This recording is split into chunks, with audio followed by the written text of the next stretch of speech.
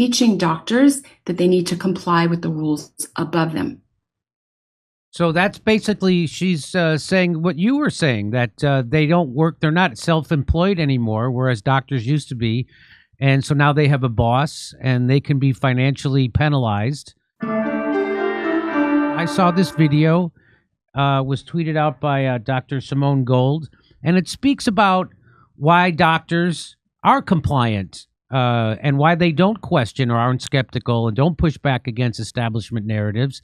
And she has a great theory. Let's listen. 5 years ago, let's say, doctors were now 15% of them were self-employed and 85% of them worked for either like a hospital corporation or some other kind of big corporate structure. That's foundationally a completely different environment than 40 years ago. Doctors are no longer small business owners working for the patient. That's one thing. Number two, medical training, medical education, in retrospect, selected for and rewarded physicians for being very compliant with protocols. And then we did this protocolized medicine year after year. It got more and more and more. For example, in my work as an emergency physician, a person comes in with a fever. If I didn't give them antibiotics within 1 hour of their arrival to the ER, I would be financially penalized and my job would be threatened. So you learned to comply. There was kind of no way to push back. So we've had years and years and even a couple of decades of teaching doctors that they need to comply with the rules above them. So that's basically, she's saying what you were saying, that they don't work, they're not self-employed anymore, whereas doctors used to be. And so now they have a boss and they can be financially penalized. And but you don't do that, right?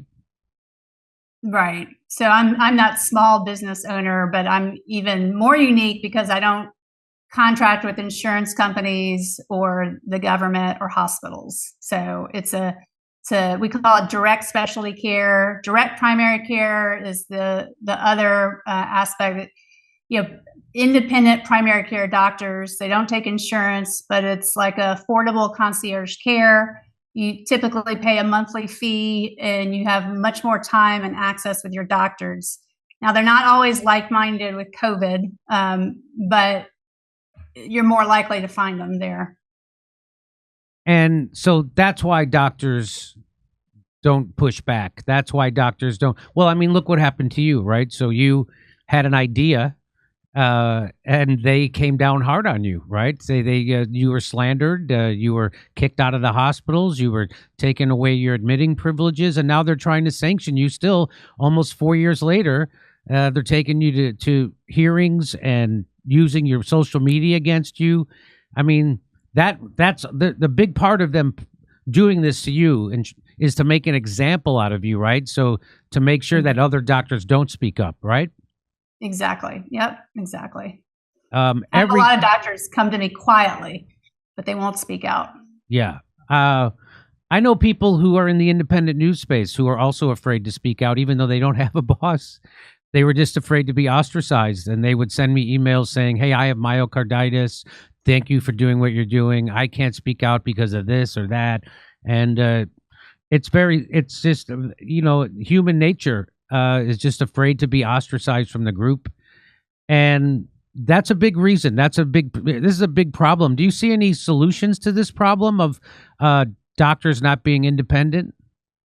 Well, yeah, if direct primary and direct specialty care were to grow, if more doctors had the confidence to break free from the system, I mean, I guess the government could assist with that. They could forgive student loans. So, you get out of medical school, you're not in loads of debt where you're, beholden to an employer.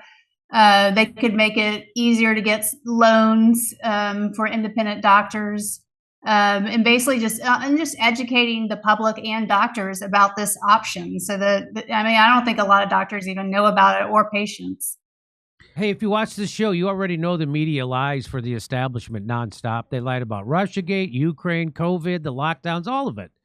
That's why I keep partnering with Ground News. Their app and website make it super easy to compare media coverage from all over the world in one place. It's actually very handy.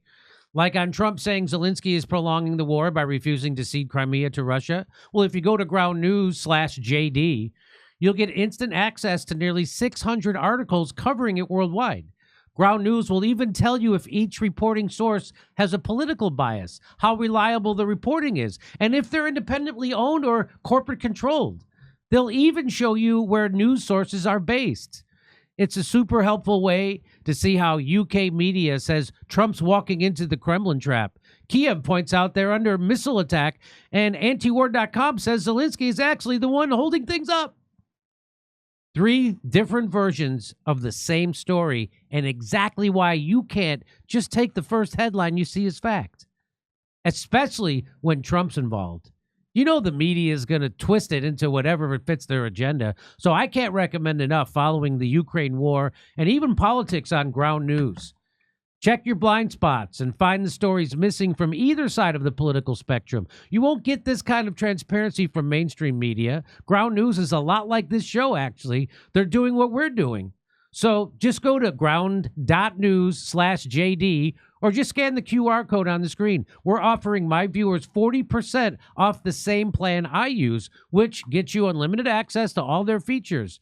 This knocks the price down to just $5 a month.